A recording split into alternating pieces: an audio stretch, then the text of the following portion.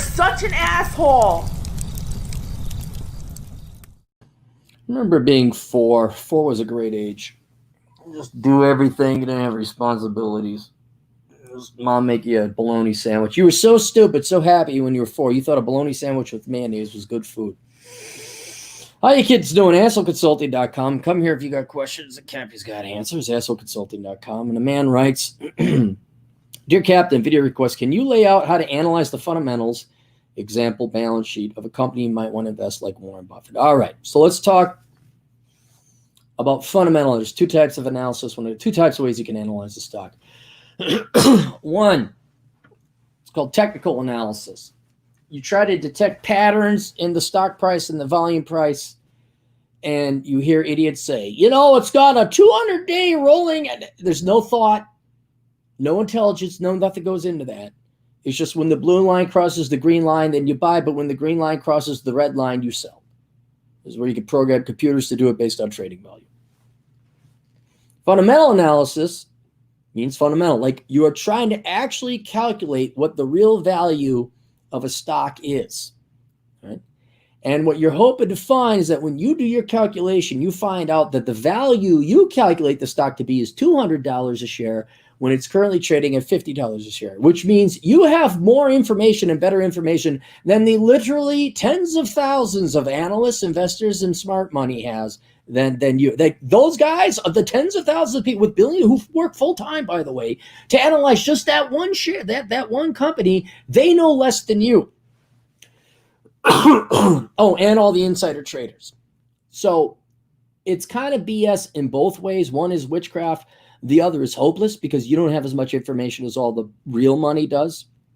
But Warren Buffett does it the same, or does fundamental analysis the same, because he waits for people, because no matter how big and how smart the big money is, or the smart money is, or your Wall Street investment banks, has there been some instances where they were wrong and got their pants down, like the dot-com bubble and the Asian currency crisis and the Nifty 50 and the stock market crash of 1929 and what else? Oh, the housing bubble? It's not that you rely on the stupidity of Wall Street people. You rely on their hubris to think they know better. And so it always has to come back to what the true value of a stock is, not what's hype, not what some dipshit moron at Goldman Sachs thought was a good buy, or Lehman Brothers, is it Morgan Stanley? Which I think it's Lehman Brothers is gone. So Warren Buffett is quote unquote a conservative investor, meaning he looks for value. So how do you analyze that? Well, there are 3 financial statements, technically 4. We're only going to focus on 3. Income statement, balance sheet, and cash flow. And what these financial statements do is they tell you different statistics of the company. How much does it make? What does it own? What does it owe? What's its net assets?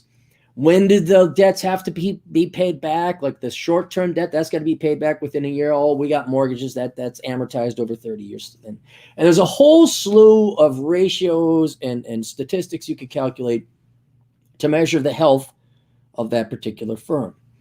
And what you'd like to see is a couple things. You'd like to see a high return on assets. Some people categorize it return on investment, but that's not really it. It's return on assets is what is the profits divided by the total assets of the firm? How efficient are those assets? What kind of profit as a percent of the assets can those assets generate? Then you have return on equity. Remember, not all companies are paid for 100% cash. Sometimes companies borrow money to pay for those assets. So as an investor, you want to look at return on equity. Well, problem with that is the original equity investors at any time that the company issued shares. That's not you. So when you go into the market and buy a share at $100, well, the original share was sold for $10, and on the books it's listed as $10 in equity. So you don't really recognize ROE. Still, you like to see a high ROE. Me personally, I like to see very little debt. You're always going to have like a little bit of operating debt, meaning short-term debt. Like, you don't pay your employees every day. You pay them once a week. So in the middle of the week, or every 2 weeks. So on week 1, there's an outstanding liability to your employees. That's normal, but you don't want to see assets being financed with 98% debt. Sometimes you'll see really bad companies where they have more debt than they have assets. That's called being insolvent. And you could talk to any small little piddly community bank and ask them what that's like. Government, give me money. I'm a banker. I'm smart. So that's you want to see high profit. You want to see a high profit margin. What percent of our sales do we get to keep? Like Walmart, very thin margins, but they make it up on volume. Software company, well, they have a lot of volume, but they have huge margins too. Pharmaceuticals, they got some volume, but they got huge margins. Ideally, you want to see a Merck or an EA Arts, where not only do they sell millions of copies or sell billions of pills, but each pill they're taking home 25% of sales.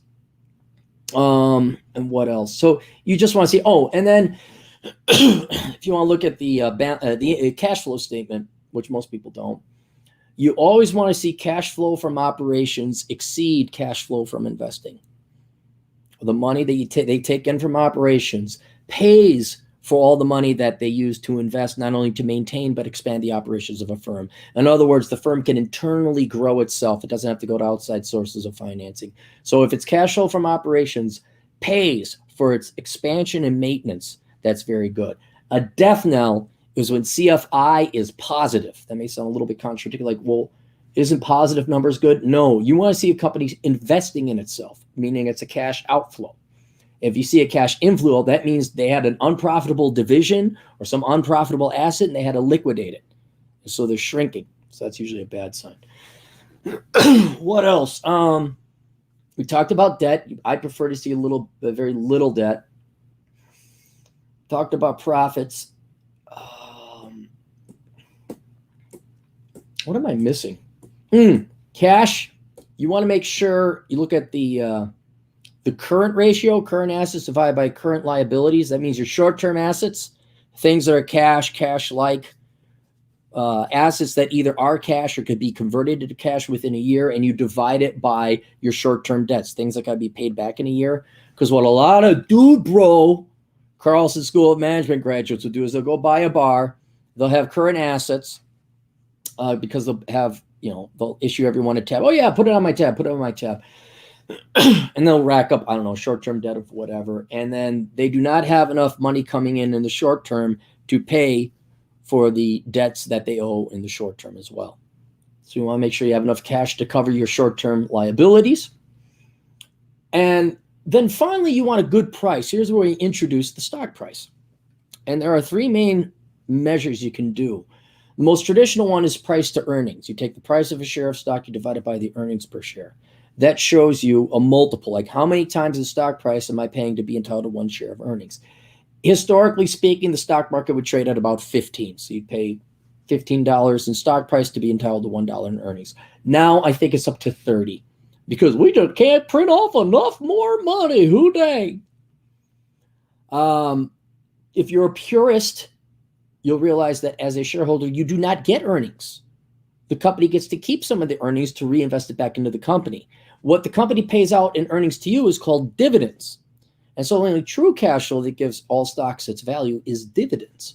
And so what I do is I like to look, you could do a price to dividend ratio, take price divided by dividends per share, but it's more commonly quoted the reverse, where it's a dividend yield. You take dividends divided by price.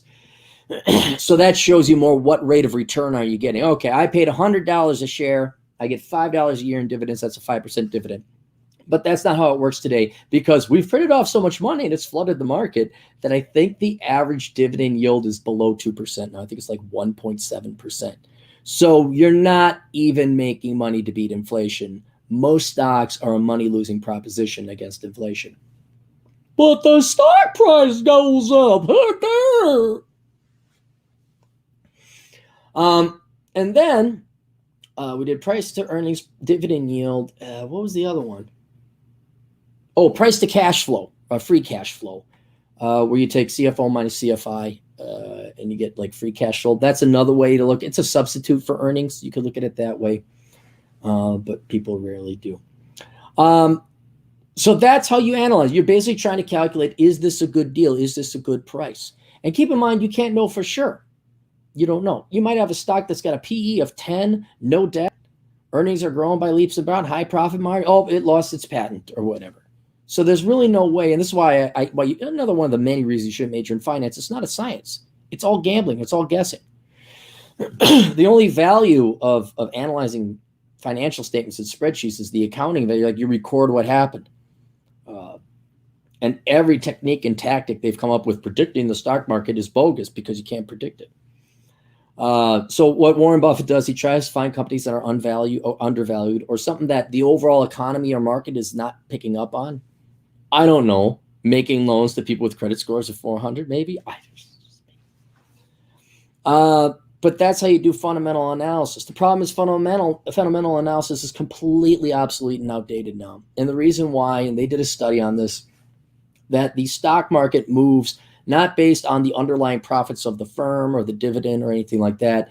90, 80, some majority percent movement in stock prices is all determined by how much money we print off and how much we expand debt by, how much credit within the U.S. economy is expanded by. So in other words, this has nothing to do with the underlying stock prices are no longer driven by the fundamentals. It's basically Donald Trump printed off 20% more money. Wow, stock prices went up 20%. And you're all wondering, like, wait, we're in a horrible recession. Everyone's losing their jobs. Why are stock prices going up? Why is it the housing prices going down? Did you just print off 30% more? Did Donald Trump not just print? Because I looked it up, by the way. And keep in mind, this is the monetary base. This doesn't talk about the multiplier effect with fractional reserve banking. So the effective money supply has gone up by like 8 trillion. Oh, that's right. We have no reserve requirement ratio, so it's technically infinite. But we printed off 2 trillion more money. It's got to go somewhere, guys. It's got to go somewhere. And it will. It'll go into the stock market, the housing market. It will drive prices up. And so that the connection between profits or dividends and the stock price has been completely severed. It's been delinked, decoupled, right? You want to know what stock prices are going to do in the next 5 to 10 years? Ask, how much money are we going to print off in the next 5 to 10 years? I mean, if anything, and it doesn't always hold true, because other things can happen in the economy. If China decides to like nuke California,